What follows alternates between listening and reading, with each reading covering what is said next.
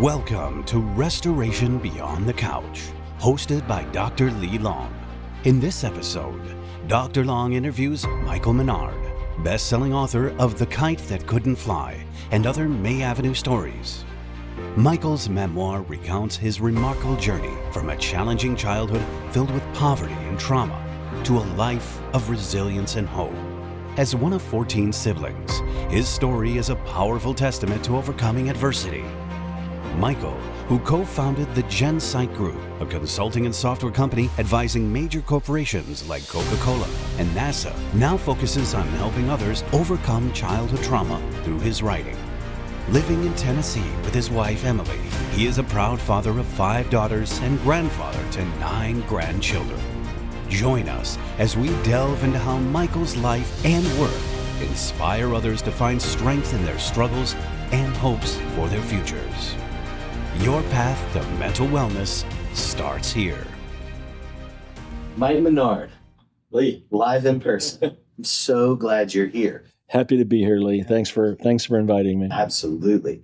So you, such a phenomenal storyteller. Thank you.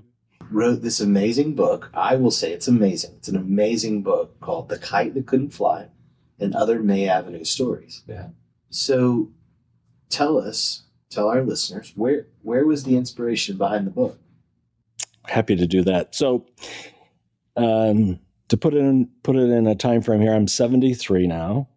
So we're going to go back here, 73 years. I was born in a small town south of Chicago, Kankakee, Illinois, and I'm the second oldest of 14 children.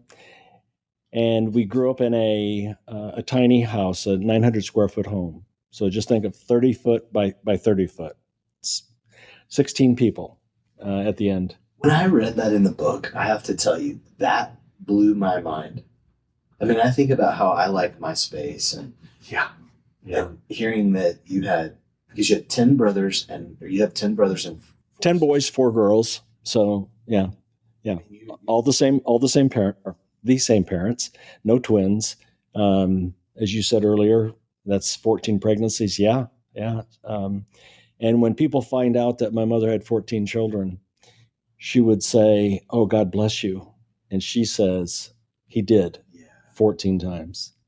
She saw each as a blessing. So some people have large families out of ignorance. My mother loved children, and she, when it came time to end her childbearing years, she had 2 miscarriages in a row, and her doctor finally said, I was in the room with her, and he said, "Mrs. Menard, you have to stop having children. Your body's falling apart." And she said, "He will decide when I stop having children, not you, not me." And he had decided. So, she was an awesome mom. So I was blessed with this angel of a mother who loved us and loved Jesus. And we also had a father who was shaped by his own trauma that introduced, in addition to the poverty, because we were below the poverty line, he exerted classical childhood trauma through physical beatings and the very wrong lessons. He also taught some great lessons. So I want to honor that. So you can imagine the stories that come out of that environment. Yeah. And we had a mother who was so interesting and allowed exploration and openness and believed that we were born to be great children of God. So all the confidence building in the world, but we had a father who suffered from confidence and would oppose my mother, would oppose the good, not intentionally, but it was just he had a frightful childhood, and that's just an example of generational trauma that flows through. So all these stories on my parents' 40th anniversary, we had the idea of each child getting up and telling their favorite childhood story, and it was a hoot. And I remember writing them down on a napkin as my oldest brother started telling the story. So I collected the 14 stories, and I thought, oh, this should be a book. Now, that was 30 years ago. So I continued to tell what I have called forever the May Avenue stories. And I focused on the good ones. I focused on the ones that brought smiles to people's faces.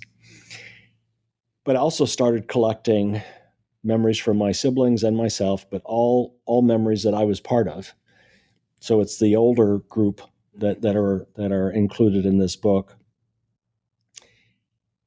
And so I started collecting the stories, the good, the bad, and the ugly, and always expanding my stand-up comedy routine with these stories, because it can bring people to tears from joy. It can bring belly laughs, and these are things you just can't make up. But again, I'm probably going to state this a few times as we talk today.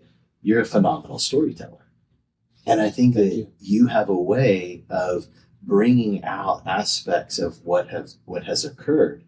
And some of the stories, as you read them in the book, you think, oh my gosh, the one that stands out to me is the mouse mittens, Mm-hmm.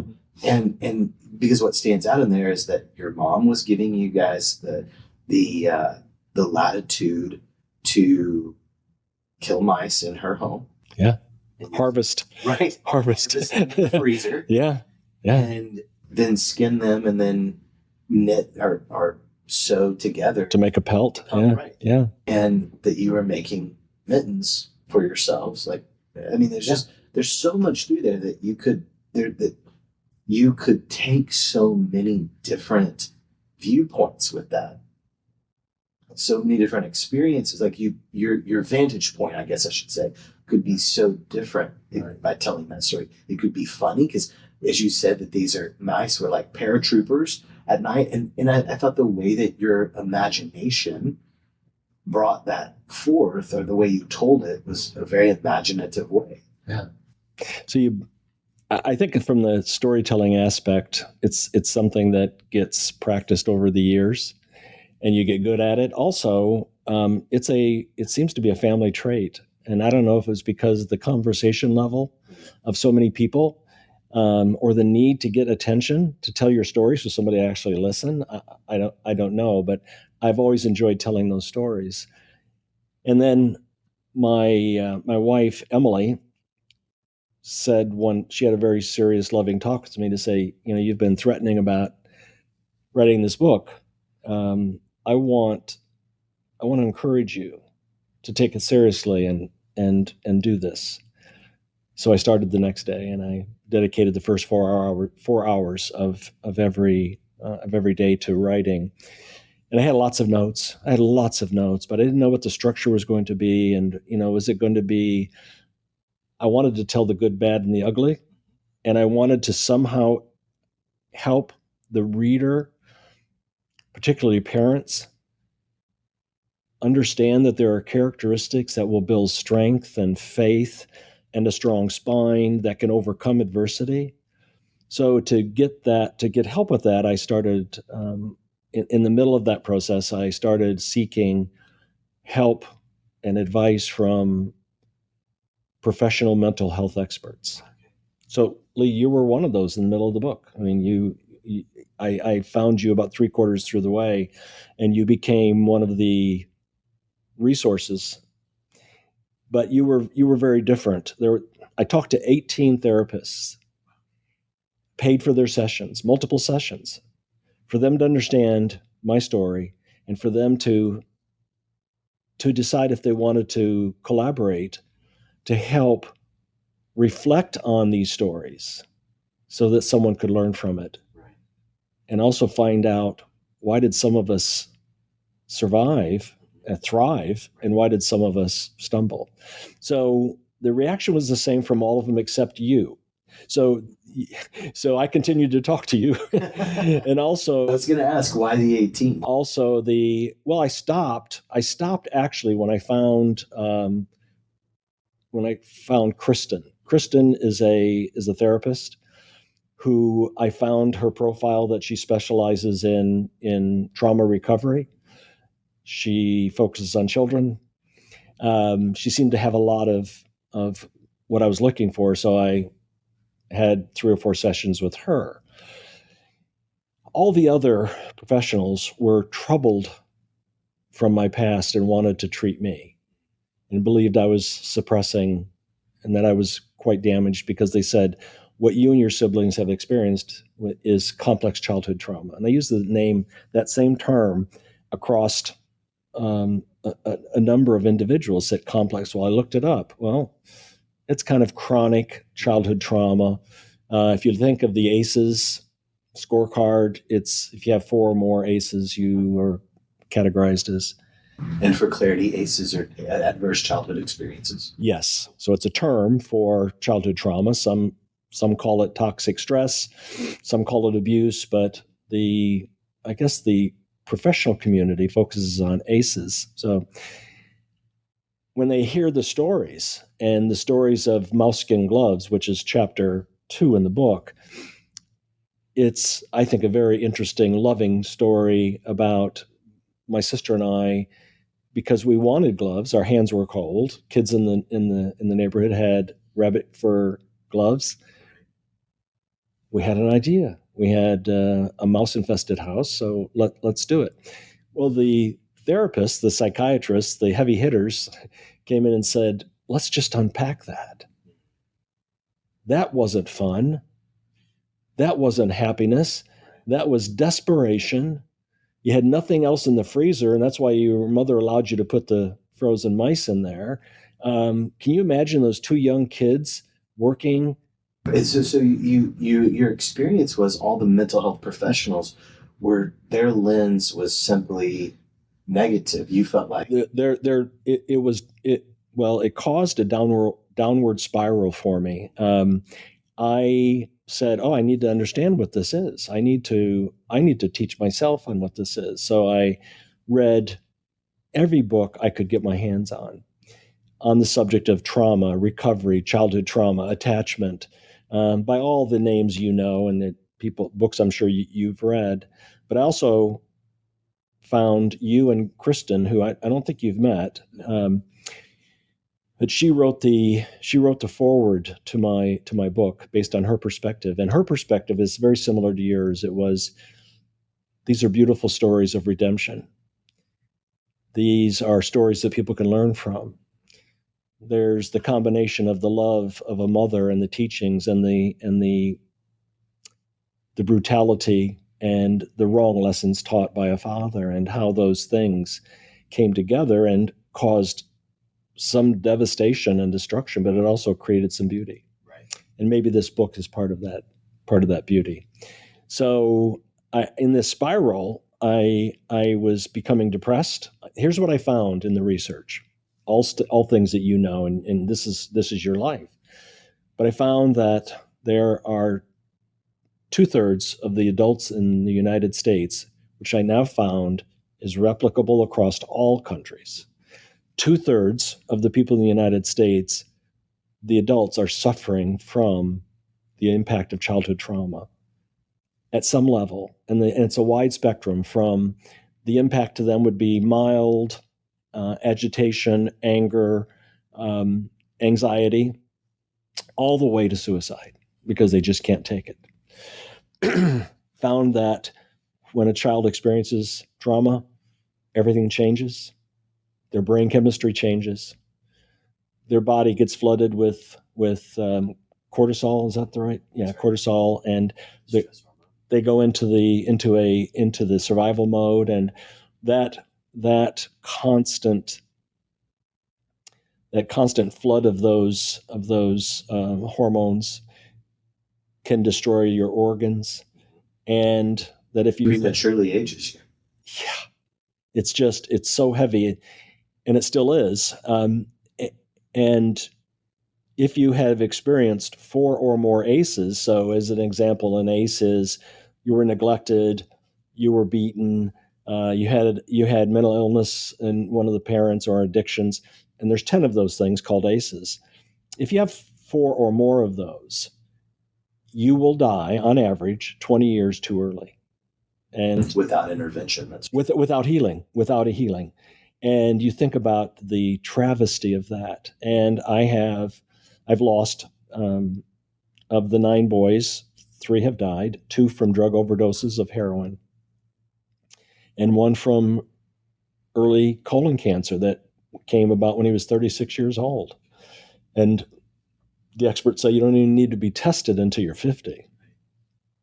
So I found that brain chemistry changes, which erupts into mental disorders later in life if not treated, and that the body, there's a book, The Body Keeps the Score. That's right. So such a great title, is that it causes health destruction and diabetes, obesity, COPD, cancer, heart disease. Number 1 killer in the United States begins from that.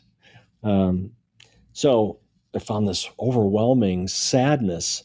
And then I find the prevalence, there's 2/3, that's 200 million people in the United States alone. It's over 2 billion people in the world are suffering. And 40% of them will die 20 years too soon if they don't get treatment. So I went into a funk like I've never experienced in my life before. My loving wife, Emily, gently grabbed me and said, "It's time you get out of that hole. You've dug yourself a hole, Mike. You need to come out. You need to come out." And she was in that encouragement. I got out of the hole, brushed myself off psychologically, and this vision came of my young self, my young Mike, maybe 10 years old, saying, "It's all going to be okay. It's going to be okay." And I wasn't, up until that point, I didn't reflect on my childhood as being bad or troubling. He said, let's go in the house. So young Mike walked me through that May Avenue house, and all the stories came back, and they came back in a much richer way, much more vivid. They were the same stories, but everything was okay. So I rushed to finish that book. The beauty of what you're describing, young Mike, taking you through and re-experiencing those stories. We walk through a version of this in narrative therapy, where we go back and look at through the eyes of our younger self. We also we look at it through the eyes of our older self as well, watching our younger self experience that. And it gives us perspective, a different perspective. Yeah. Because it gives us the ability to look at it as, oh, wait, I was only 10 experiencing that.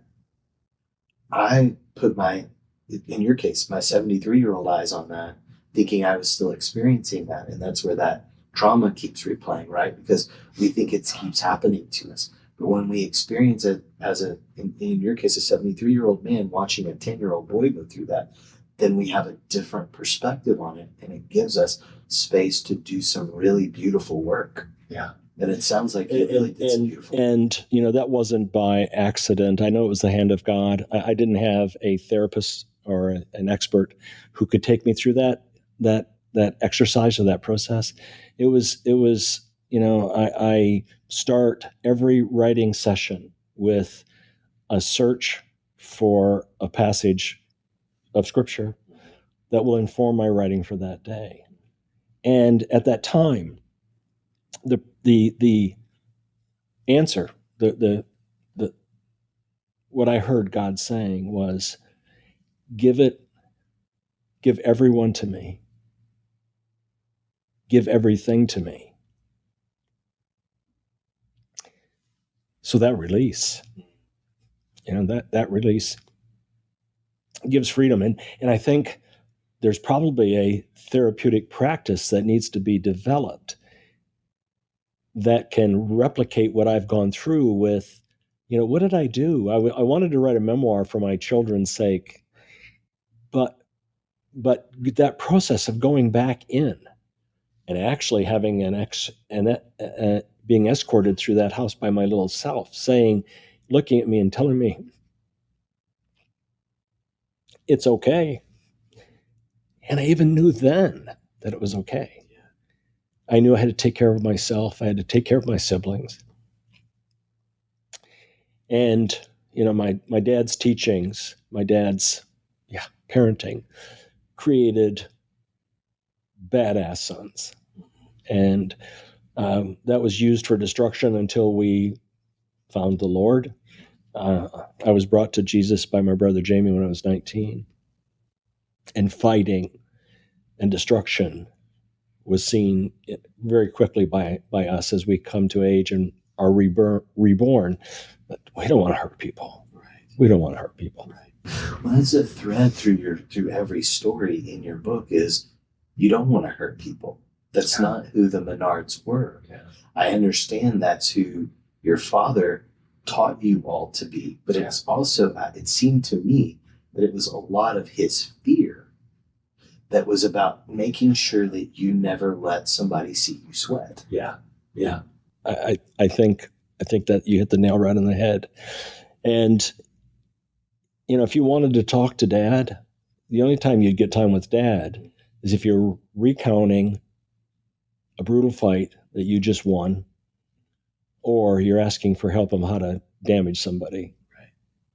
Right. And so that was the only time we talked, was around boxing or fighting. And what we know, what we certainly know, every child looks for some sort of acceptance or from their father. Of course. We're looking for that. Of course. That I call it big bear cub, big bear cub paw. Big bear paw on little bear cub head. We're looking for our father's acceptance. We want their attention. We're looking for that attachment. Yeah. That's a hard theme to weave out of. Is the only way I got any kind of affirmation from him was it had to involve some sort of brutality. Yeah.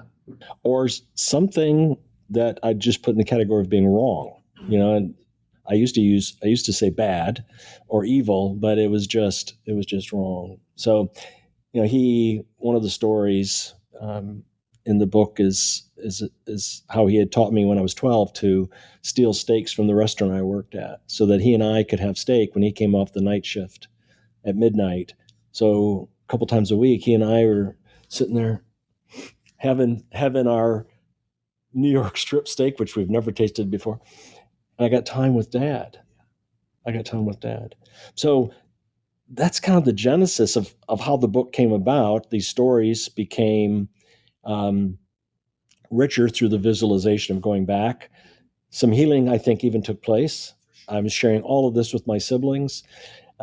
And so I wanted to get, as I found the travesty of childhood trauma, the depth, the destruction, I wanted to get this book finished. It's not a self-help. It's a collection of stories that are giving some people insight into their own stories. And I offer reflection at the end of each story. But I wanted to get this book out because I now have an obsession with doing something with the knowledge that I've gained about the destruction of childhood trauma and the prevalence of it. Right. Those two things together, to me, says it's a crisis. It's an epidemic, a pandemic, and that it's silent. There's pockets like your organization that are doing great help for how many people, the people in Fort Worth or around, and now you're reaching out further through messages like this. But it's a huge problem that needs a huge solution. It is, and it does. Yeah. And I think that what you're sharing is that there's a sense of attachment that's necessary. There's a sense of relationship that is healing, that even beyond the couch, because you worked on the hurt that all of these therapists that you were visiting with, that you were saying, let me just get perspective on this, that they were saying, wait a minute, perspective, but I want to talk to you and make sure you're okay. But that sent you into a position where you were looking at yourself saying, oh my gosh, are there things that I need to consider? And then you walk through your story and you reconnect it to your younger self, which is really critical to that healing process. That's exactly what happened. Yeah. So, and I agree. I hope and I pray that everybody listening, that if anybody's been through one adverse childhood experience, that they have the ability, the wherewithal, the collection, the community that they need to walk through that, and that they have the ability to find that. Yeah. That they know how to show up in their own space. Yeah. I'm hoping that anyone who reads the book or listens to this podcast understands you're not alone. You are not alone. This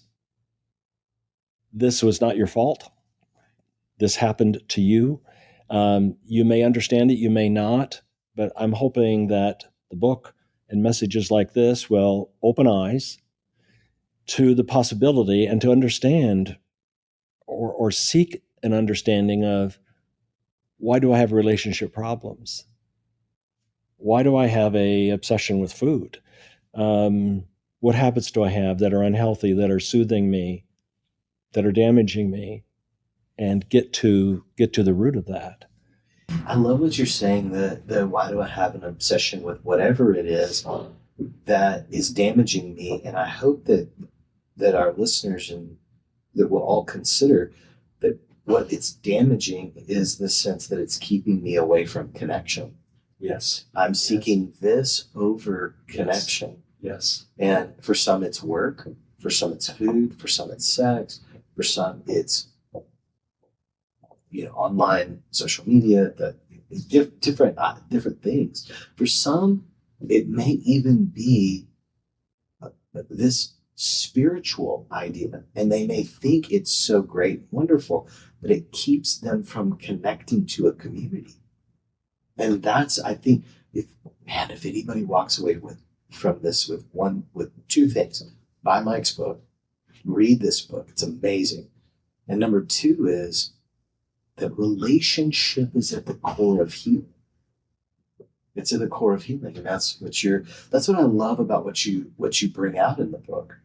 And I'm curious, would you be open to telling us why the title is The Kite That Couldn't Fly? I would be happy to, because it's my favorite story, and I think it's the richest story. It's got the most to offer, and I'm very proud of that story. So let me try to tell it quickly.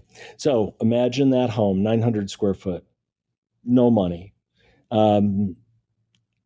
You learn a very powerful lesson from all of this, is that there is some magic with the combination of scarcity and gratitude.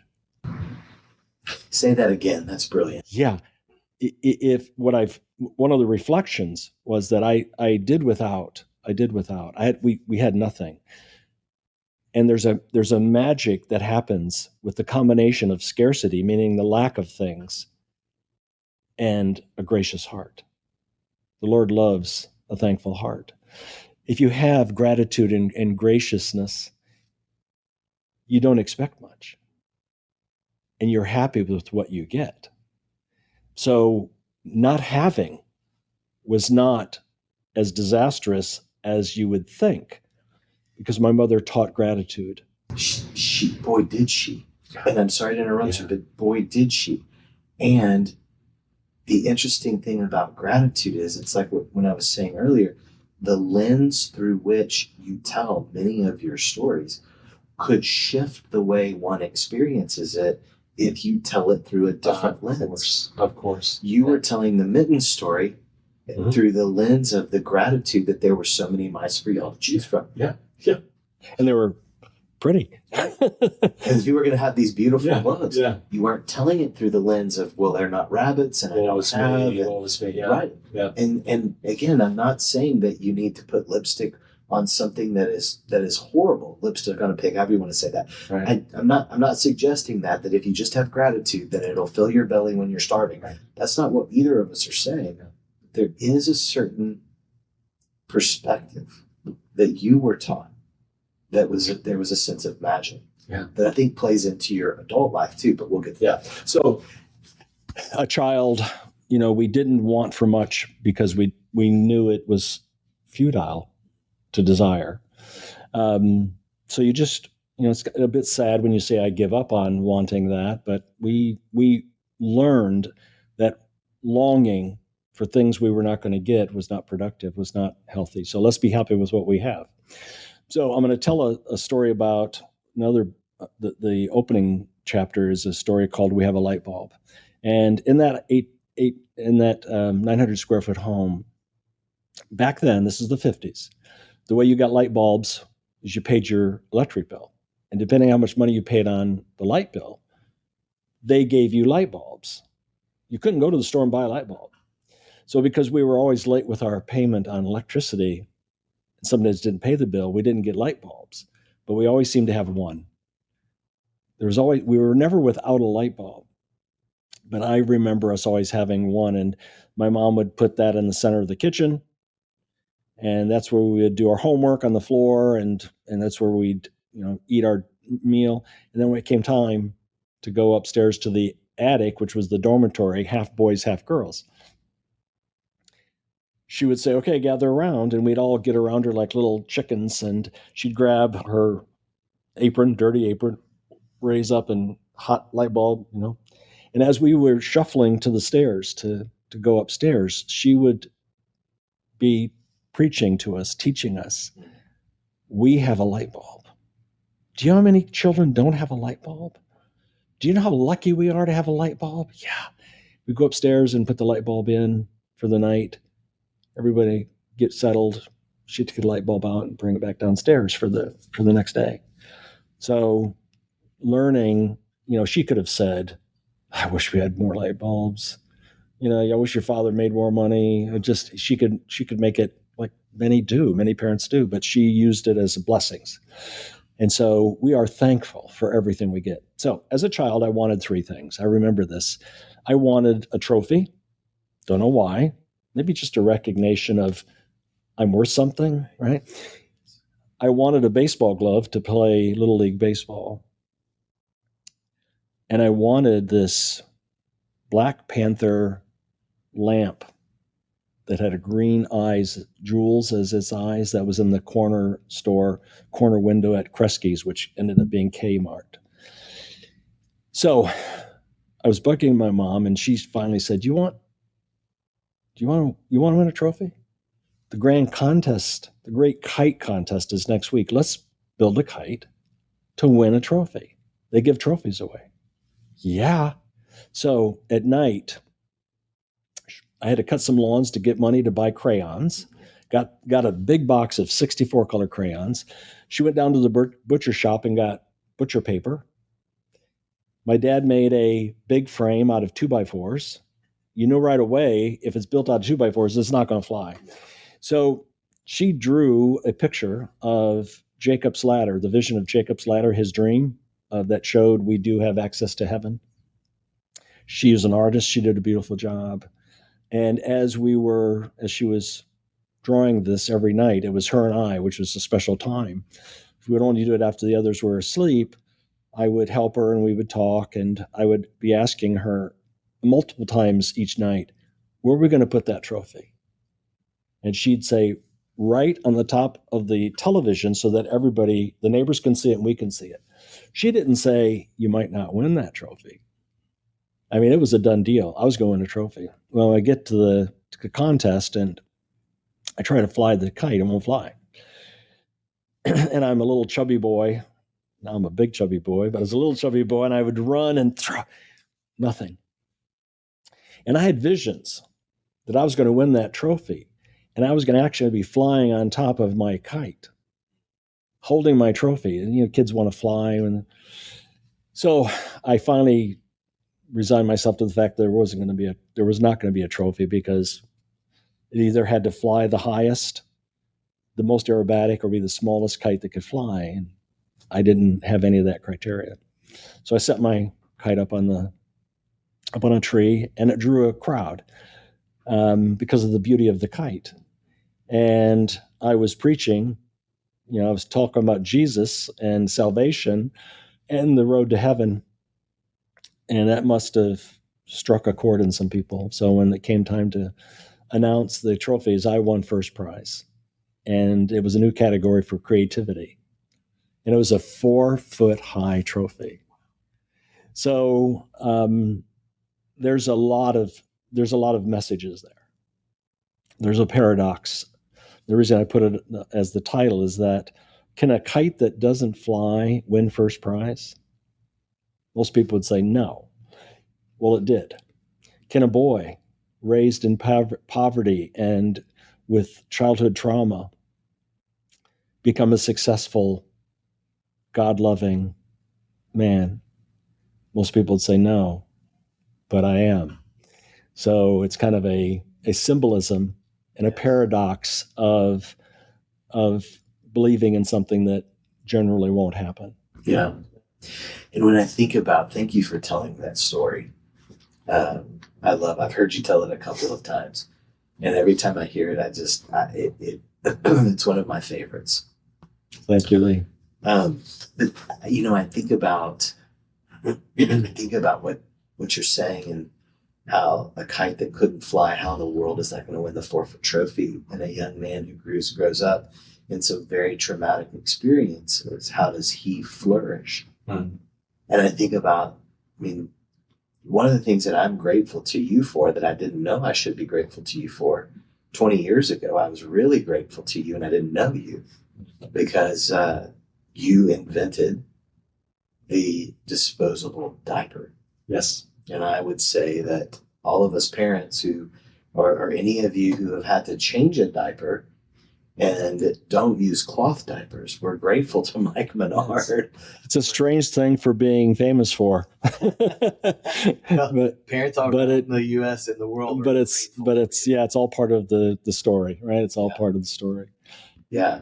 And so, it's like you going from this experience as a child and as a young man, the more that I've thought about this, thought about your career with Johnson & Johnson, and thought about your career with all of your inventions. I think you said you had 15 patents. 15. Yeah. And, those are all 15 of them are about ingenuity, to me, when I understood all of your patents, I look at that story again of the mice parachuting down, and you're looking at it. Some people would look at that and say, "We have a mouse-infested house. I hate it. I don't know what to make of it. This is so gross. It's so this. It's so that." You looked at it and said, "There's a problem. I see a solution, and they're going to come together." Yeah, that's the epicenter of innovation. Mm-hmm. Problem, potential solution or need, and that's the aha moment.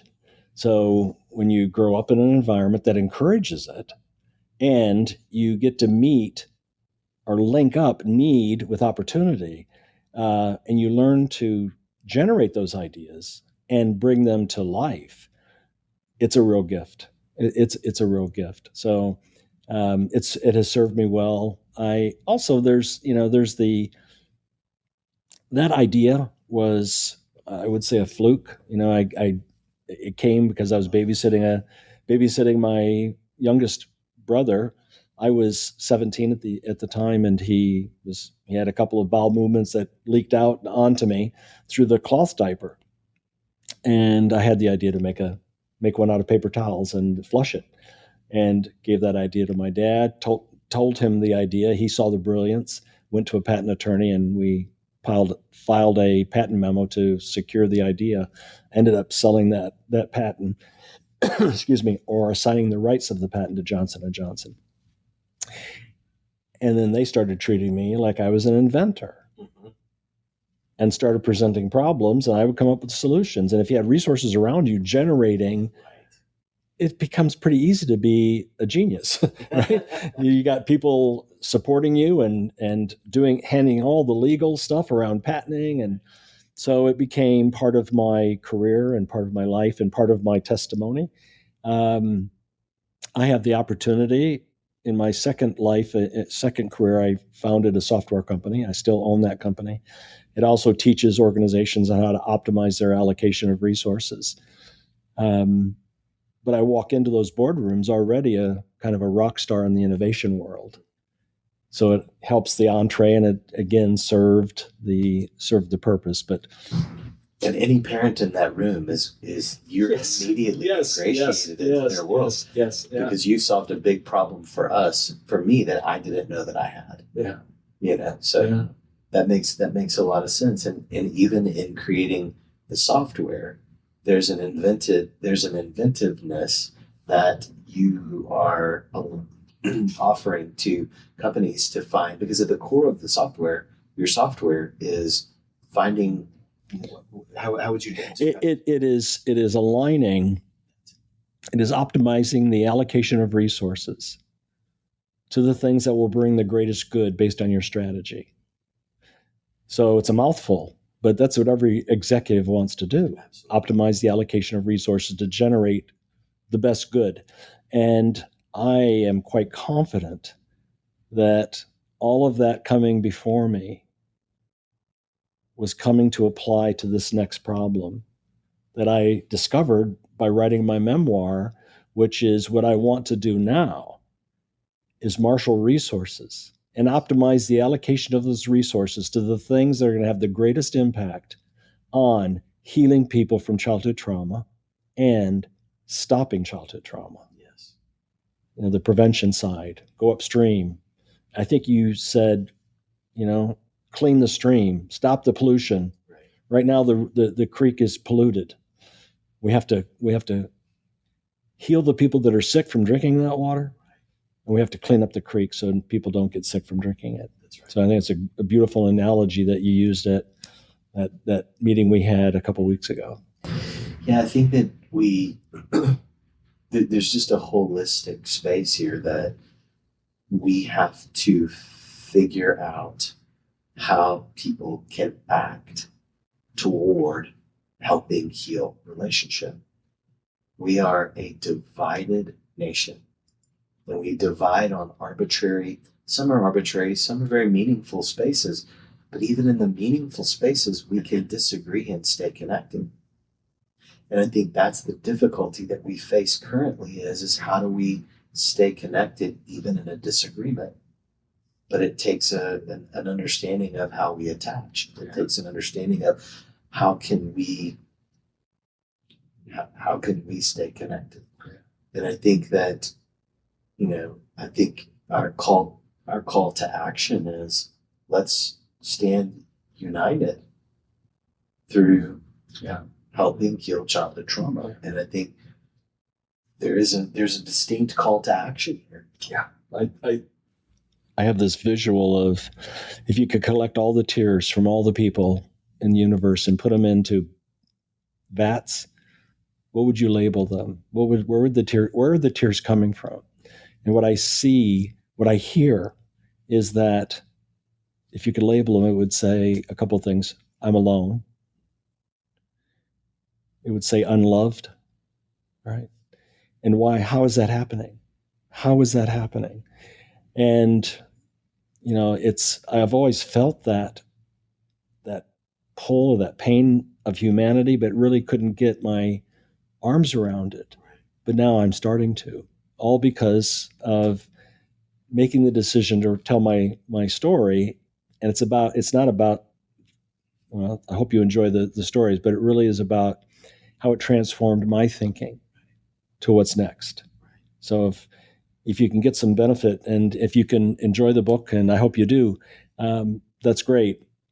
But for me, it's a springboard. Yes. And maybe it can be a spearhead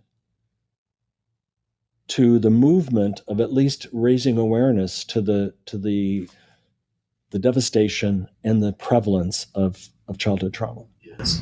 There's a quote in your book that I would love for you to read to us about the rumblings that you've experienced. Yes. Turned right to the page. How did that happen? We call it the holy flop. The holy flop. For those of you who are reading along, I'm joking. This is on page 162.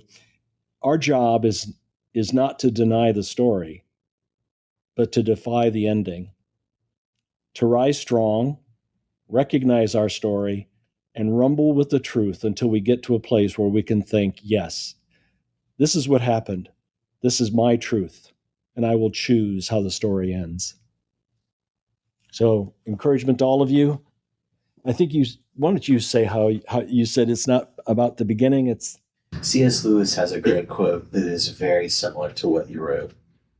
He said, you cannot go back and change the ending, but you can start right where you are and you can change the ending. Yeah. And that's one of my favorite things that you wrote. Because we can't do anything about the past. We certainly can decide how we would like to take the present and do our work, deal with the hard things. Yeah. And I'm not suggesting that one would do that alone. We need community. Yes. I desperately need community. We all desperately need community. And as we walk out these things and themes that we have been through in our life, that we would find ourselves a little more whole every time we walk through them. Yeah. Yes, we have scars. I had a young man ask me just a few days ago, can I heal from trauma? And I said, yes, you can heal to a point he said, can I get over my trauma?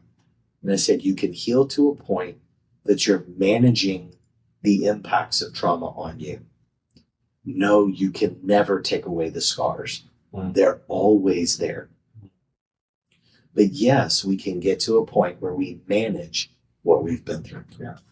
And for those of you who, and by the numbers, it's going to be about 65% of the listeners who are suffering from, maybe you don't even know what you're suffering from, but understand that it need not be a life sentence.